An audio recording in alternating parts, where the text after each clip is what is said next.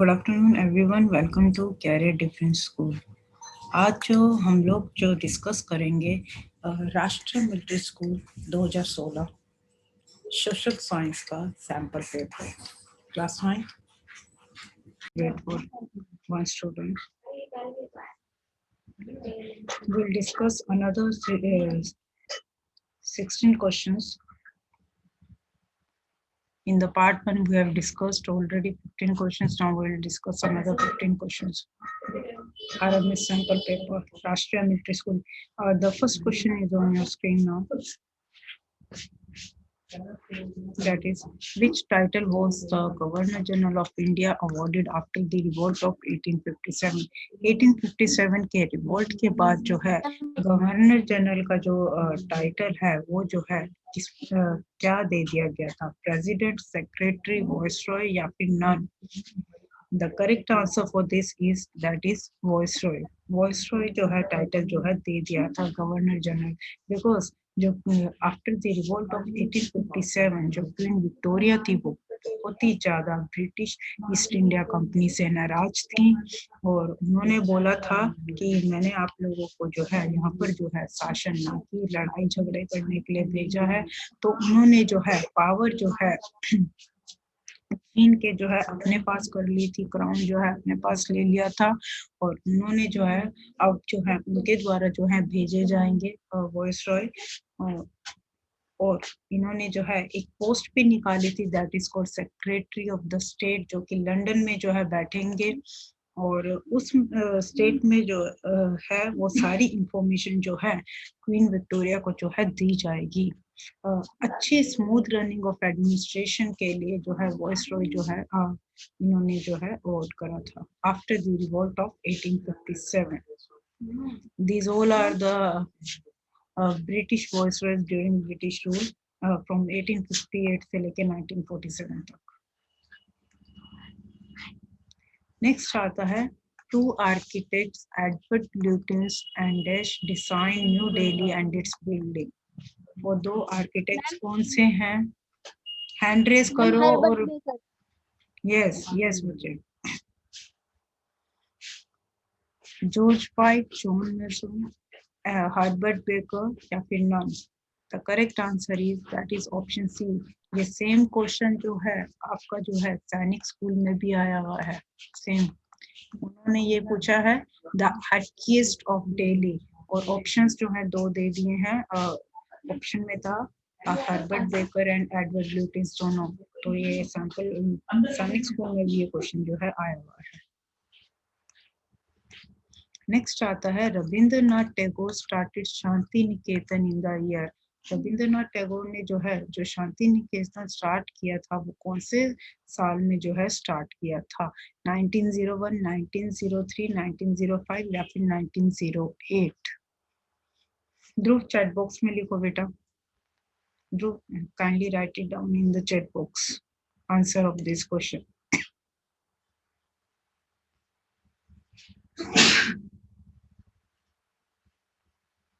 Okay, okay. Anyone else apart from Dhruv? बाकी बच्चे भी लिखे answer in the chat box for this.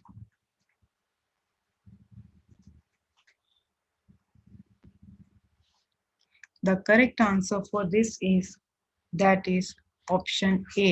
Dhruv, बच्चे answer is your wrong. Rabindranath Tagore ने जो शांति निकेतन स्टार्ट करा था वो 1901 में जो है स्टार्ट करा था on 22 दिसंबर। इन्होंने जो है ये जो शांति निकेतन स्कूल जो स्टार्ट करा था with 5 students and plus 5 teachers के साथ जो है ये जो है इन्होंने स्टार्ट करता है। इन 5 स्टूडेंट्स में इनके जो है बड़े बेटे एल्डेस्ट सन भी थे और इसका जो ओरिजिनली जो नेम रखा गया था दैट वाज ब्रह्मचार्य आश्रम।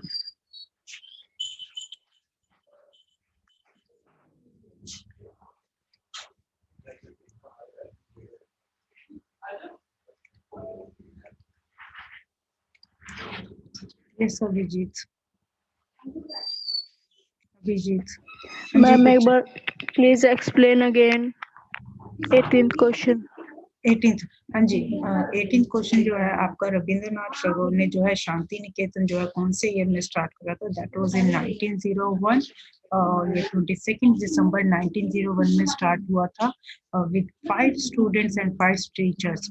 इसमें जो है 5 स्टूडेंट्स में इनके बड़े बेटे भी, एल्डेस्ट सन भी इन्वॉल्व थे। और इसका जो है ओरिजिनली जो नेम जो है दैट वाज ब्रह्मचार्य आश्रम के नाम से जो है इन्होंने रखा था। ये है आपका Shanti Niketan school. This is your Rabindranath Tagore ji, और ये जो है वो स्कूल में जो है जो बच्चे पढ़ते हैं। Next is what are rows of trees planted to check when wind movements in coastal area are called? wind movements को चेक करने के लिए जो भी ट्रीज जो है प्लांट करे जाते हैं आर कॉल्ड, रोज को जो प्लांट करे जाते हैं what that those are called? terrace farming, counter barriers, shelter belts, rock dam. Can anyone answer this? The correct answer is that is option C. Shelter belts जो है उन्हें जो है बोला जाता है, जो विंड मूवमेंट्स को चेक करने के लिए रोज में जो है ट्रीज जो है प्लांट करे जाते हैं। Next is terrace farming. ये जो है आपकी जो है, ये जो आप एग्जांपल ये पिक्चर देख रहे हो, this is your terrace farming. इसमें क्या होता है कि आप देख रहे होंगे कि ये स्टेप्स बनाए हुए हैं। हर स्टेप्स पर जो है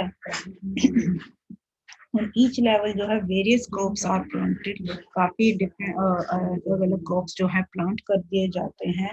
और जब भी बारिश होती है, instead of washing away all the nutrients, एकदम से सारे के सारे न्यूट्रिएंट्स वॉश अवे होने की बजाय वो जो है नेक्स्ट स्टेप पे जो है चले जाते हैं। और जो आपके नेक्स्ट इज काउंटर बैरियर्स जो आपका होता है, दैट इज ये जो है नेचुरल शेप होती है स्लोप की without altering it, that is called your counter barriers. Name the term used for depots that have to be made, ये लास्ट सैंपल पेपर में भी जो है करवाया था question. have to be made to reach mineral deposits that lie in great depths. Drilling, mining, shaft mining, extraction.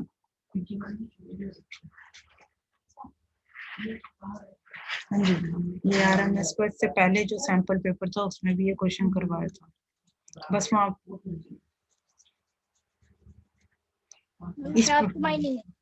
Very good, yes, ये question जो है good, yes.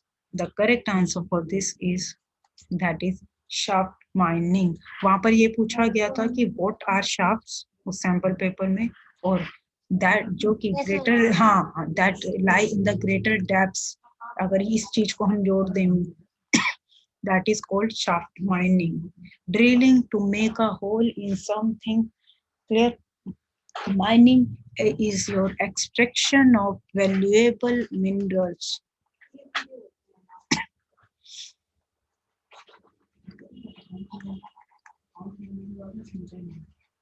Or other geological materials from the earth. That is called your mining.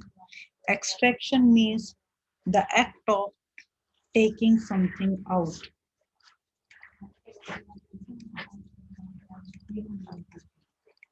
कोई चीज बाहर निकालना।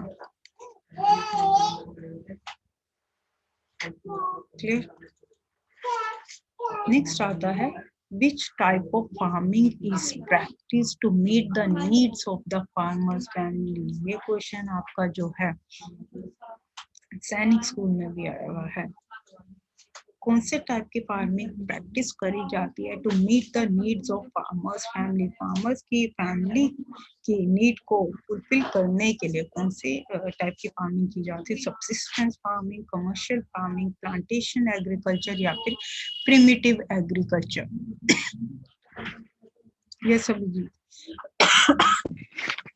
Ma'am option A. Okay okay, anyone else? Ma'am plantation agriculture. तो ma'am वो गलत हो गया था। हाँ जी, okay okay, yes, the correct answer for this is that is option A. इसको जो है सबसिस्टेंस फार्मिंग जो है बोला जाता है। और जो आपकी सबसिस्टेंस फार्मिंग होती है वहां पर जो है आपका जो लैंड एरिया है वो जो है स्मॉल होता है। This is called your subsistence farming where land area is small. Commercial होती है जहाँ पर कि आप जो है और ये जो फार्मिंग जो करी जाती है for the purpose of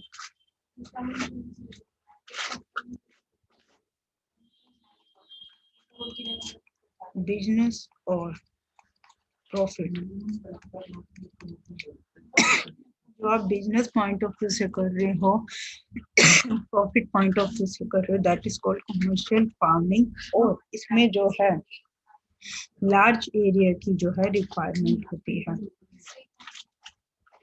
plantation agriculture, plantation agriculture आपका वो होता है, अब ध्यान से सुन लेना, पेपर में कुछ भी पूछ सकते हैं वो, है। और ये आपका ज्योग्राफी में स्पेसिफिकली ये एग्रीकल्चर फार्मिंग से रिलेटेड ही क्वेश्चंस बिल्डअप हो रहे हैं।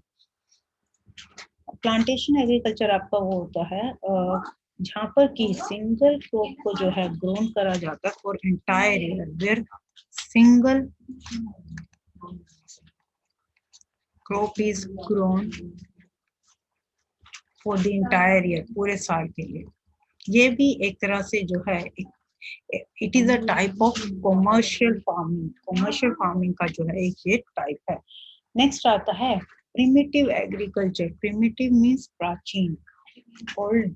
ये जो है सबसे ओल्डेस्ट फॉर्म है, सबसे पुराना फॉर्म है एग्रीकल्चर का। और it is still prevalent in some areas of the world. World के कुछ एरिया में स्टिल जो है ये अभी भी जो है करी जाती है। इसमें जो है प्लांट्स की डोमेस्टिकेशन करी जाती है, प्लांट्स जो है उगाए जाते हैं।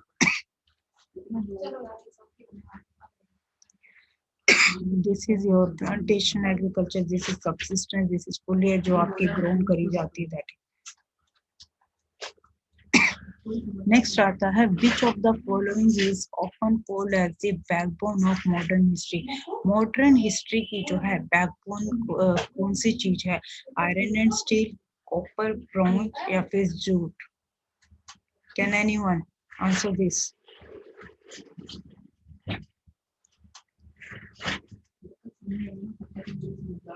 The correct answer is that is जो कि मॉडर्न हिस्ट्री में यूज करा जाता था, आयरन एंड स्टील जो है आपका जो है यूज करा जाता था। जो भी चीज जो है उस टाइम पे बनती थी, almost everything we use is either made of iron, या फिर वो आयरन की होती थी या फिर वो स्टील की होती थी, या फिर उससे बने हुए टूल्स मशीनरीज जो है जो यूज होते थे। फॉर एग्जाम्पल हम एग्जाम्पल इसमें ले सकते हैं जैसे शिप्स, ट्रेन्स और ट्रक्स, ऑटोस, ये सारे के सारे लार्जली किसके बने हुए हैं? That are made of steel. Even जो आपकी सेफ्टी पिन्स हैं, नीडल्स हैं, that is also we use made from steel. ये जो है आपका आयरन एंड स्टील जो एक मैन्युफैक्चरिंग यूनिट है। नेक्स्ट आता है which country has the world's largest geothermal power plant. World का लार्जेस्ट जियोथर्मल पावर प्लांट जो है कौन सी कंट्री का है? USSR, which is Russia, France, Iran और USA.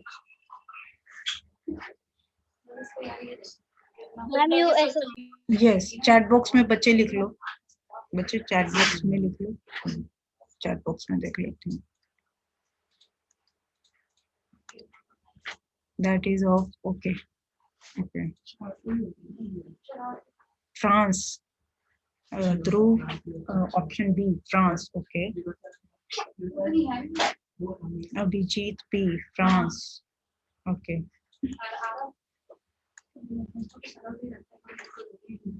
The correct answer is for this question is that is option D, USA. Excuse me, ma'am. Wait, Abhijit, just a minute.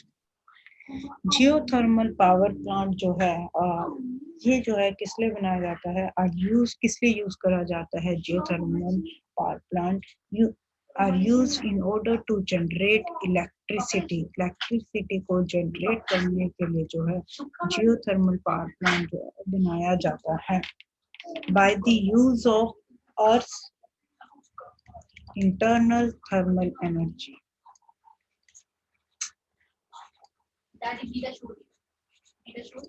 And this is US largest geothermal power plant in USA का।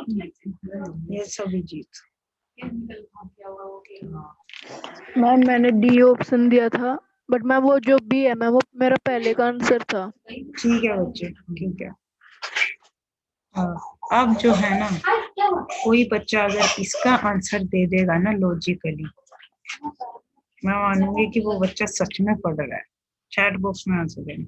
Who devised Mahalwari system, Dalhousie, Curzon, Warren Hastings या फिर Lord Ripon?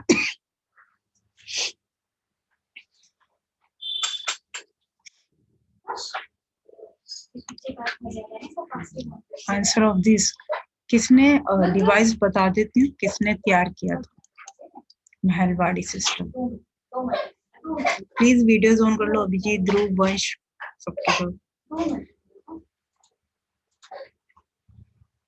Abhijit answer नहीं, answer of this question, who devised Mahalwari system?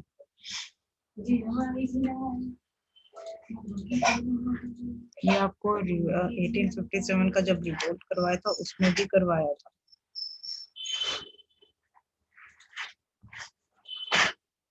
The correct answer, देखिए पहले थोड़ी सी information करते हैं।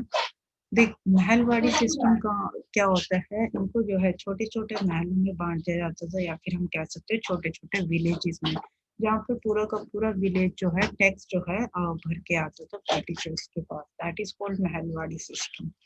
अब बात आती है कि किसने तैयार करा था। देखिए, अगर हम टाइम पीरियड जो है, जनरली जो महलवाड़ी सिस्टम है इंट्रोड्यूस करा गया था इन 1833। 1833 में जो है ये इसको इंट्रोड्यूस करा गया था by Lord William Bentinck. This is the correct answer of this question. जितने भी बड़े बड़े एक्सपर्ट्स हैं ना, देख लेना, महलवाड़ी सिस्टम का आंसर जो है आपको यही मिलेगा, लॉर्ड विलियम बेंटिक। 1833 में जो है लॉर्ड विलियम बेंटिक के द्वारा जो है डिवाइस करा गया था महलवाड़ी सिस्टम। अब बात यहाँ आती है, और लॉर्ड विलियम बेंटिक जो है उन्होंने कब से लेके कब तक रूल करा था, दैट इज फ्रॉम 1828 से लेके 1835 तक। अब बात करते हैं लॉर्ड डलहौजी की। लॉर्ड डलहौजी ये जो है गवर्नर जनरल थे, और इनका जो टाइम पीरियड था जो इन्होंने रूल करा था दैट इज 1848 से लेके 1856 तक। देन लॉर्ड कर्जन की बात करें तो 1899 से लेके जो है 1905 तक जो है ये जो है हमारे देश में जो है वाइसरॉय रहे हैं। नेक्स्ट आपका आता है वॉरेन हस्टिंग। वॉरेन हस्टिंग का जो टाइम पीरियड है दैट इज 1772 से लेके 1782 तक। ये जो है गवर्नर जनरल रहे हैं। नेक्स्ट आता है लॉर्ड रिपन। ये जो है वाइसरॉय रहे हैं 1884 से लेके 1880 से लेके 1884 तक जो है ये जो है हमारे देश में जो है ऐसे वाइसरॉय जो रहे हैं। अब बात आती है कि जो महलवाड़ी सिस्टम है वो ऑलरेडी 1833 में इंट्रोड्यूस हो गया था लॉर्ड विलियम बेंटिक द्वारा। तो उसके बाद 1899 से लेकर 1905 बहुत आगे चला जाता है, तो ये ऑप्शन नहीं होगा। देन 1772 से लेकर 1782 बिल्कुल भी नहीं। देन लॉर्ड रिपन 1880 से लेके 1884 अगेन 1833 को जब ये इंट्रोड्यूस हुआ था, तो उसके बाद जो है लॉर्ड विलियम बेंटिक के बाद है कौन थे उनके बीच में एक और थे, देन आपके जो है लॉर्ड डलहौजी जो है आए थे। तो एज पर ऑप्शंस जो है आपका आंसर जो है डलहौजी आएगा। लेकिन एक्चुअल में जो है महलवाड़ी सिस्टम जो है that is by Lord William Bentinck के द्वारा डिवाइस किया।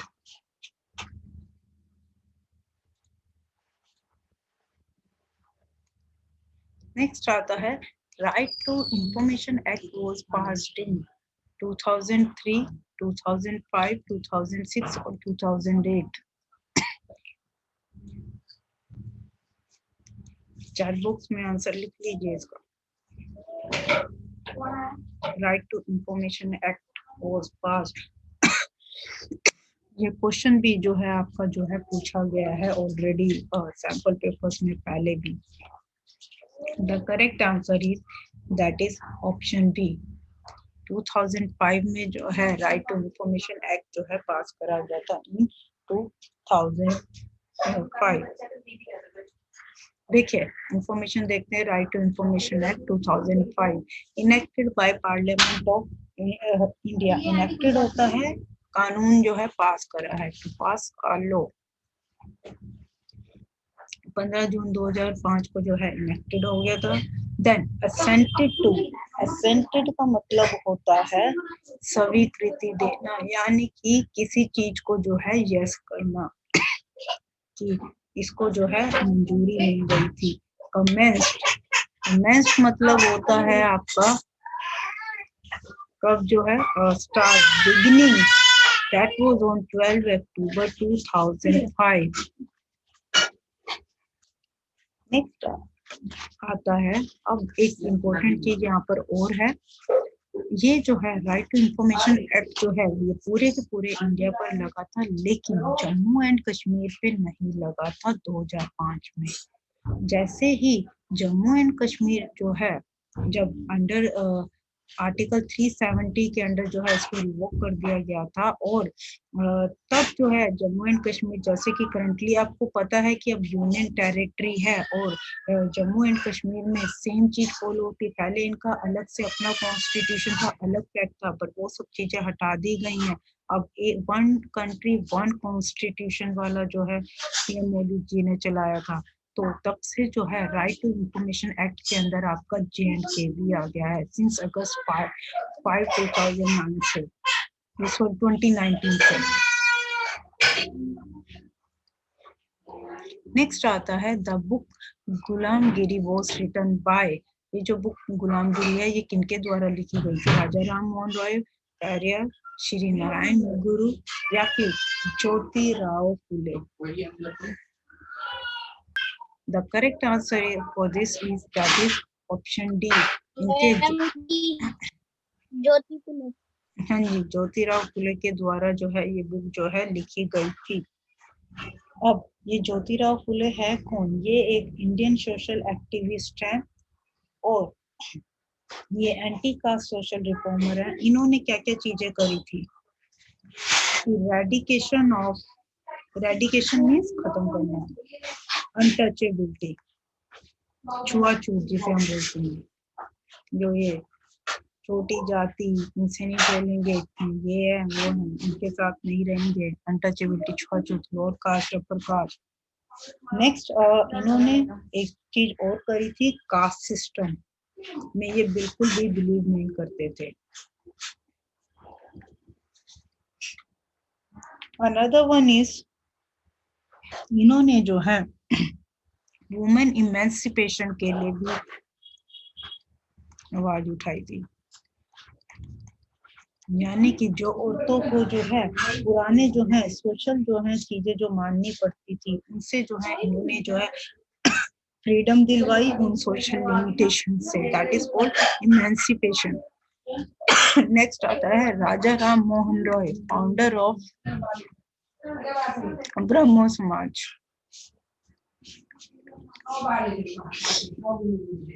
देन आपका आता है पेरियार, ये जो है एक टाइटल दिया गया था जो कि ईवी रामास्वामी, उनको जो है पेरियार का टाइटल दिया गया था। अगेन ये भी एक इंडियन सोशल एक्टिविस्ट है जिन्होंने सेल्फ रिस्पेक्ट मूवमेंट जो है स्टार्ट करी थी। पेरियर ने self respect movement. Another important point जो इसमें बनता है, that is he is also known as father of Dravidian movement.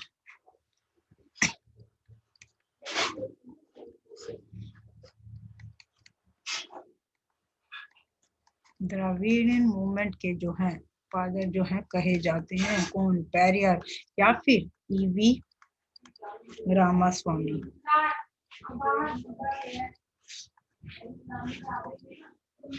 Next last आता है श्री नारायण गुरु। ये एक स्पिरिचुअल लीडर थे, एक फिलोसोफर थे। इन्होंने जो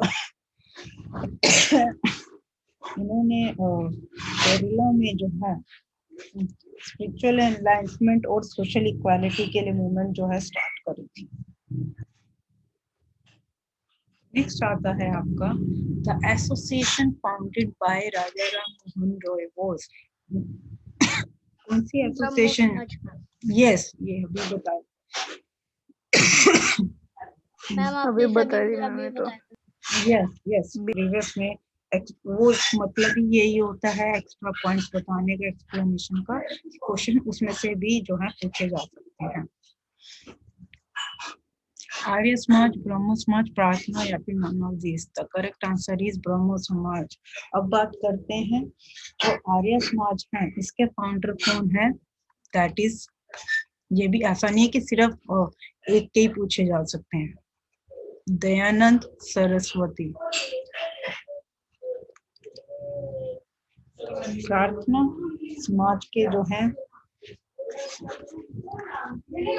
आत्माराम पांडे।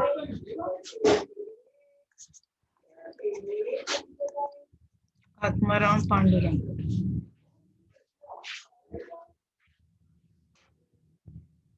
नेक्स्ट आता है name the book written by Dadabhai Naoroji. दादा भाई नौरोजी बुक जो है वो किनके द्वारा जो है लिखी गई है। Poverty and unBritish rule in India, Swaraj, India wins freedom या फिर freedom at midnight. Which one? A option.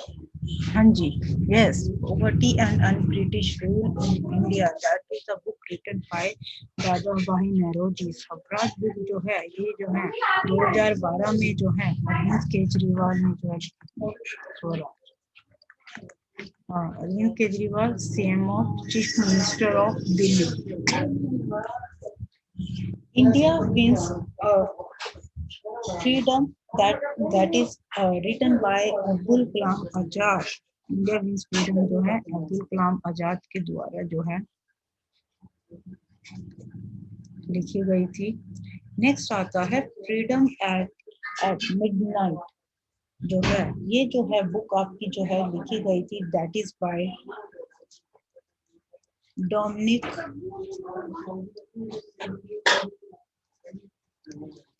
लेपेरे and Larry Collins. इनके द्वारा जो है फ्रीडम एंड मिडनाइट लिखी गई थी। और ये किसके ऊपर बेस्ड थी ये book? It is about Indian independence movement और पार्टीशन, जो पार्टीशन हुआ था और इंडिया की इंडिपेंडेंस मूवमेंट है उसके ऊपर जो है फ्रीडम एट मिडनाइट जो है ये बुक जो है लिखी गई है इन दो ऑथर्स के द्वारा। नेक्स्ट आपका आता है टिस्को was started in 1905, 1901, 1907 या फिर 1910 में। कौन से जो है साल में जो है टिस्को जो है स्टार्ट हुई थी?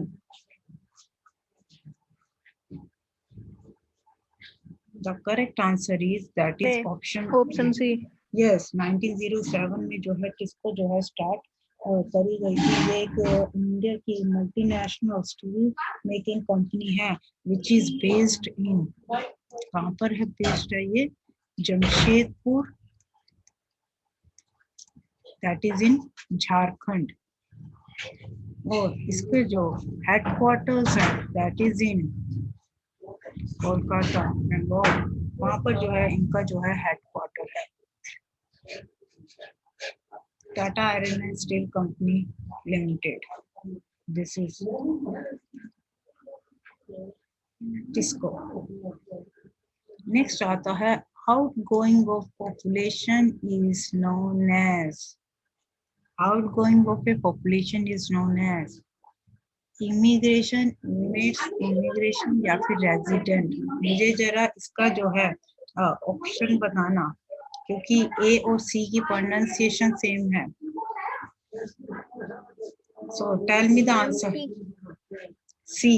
Okay okay.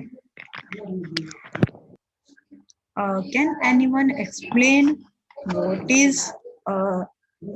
this immigration and this ma'am option immigration? A. Okay, option A, option C. ठीक है जी, चैट बॉक्स में लिख लो, मैं देख लेती हूँ आंसर.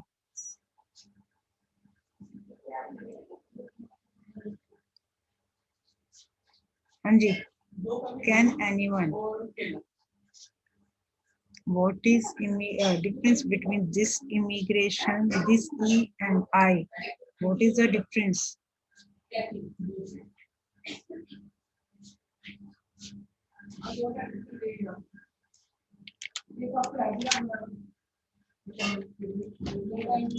कोई बच्चा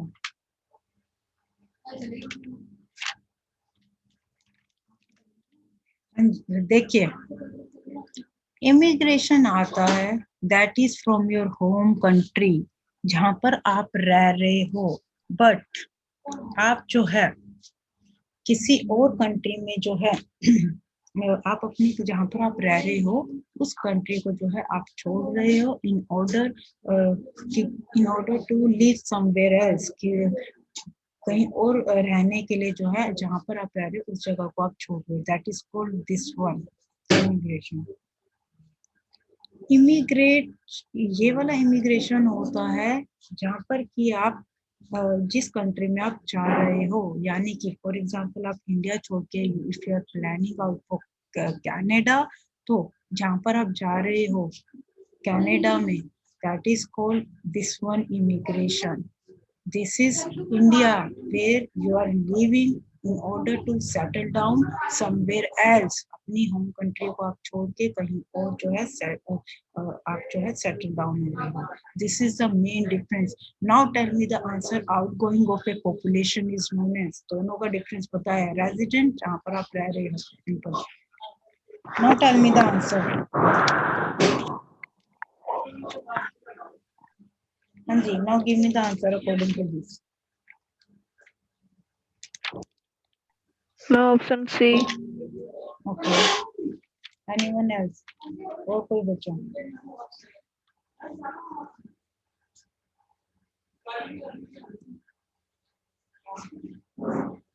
Okay. Jasmine. C.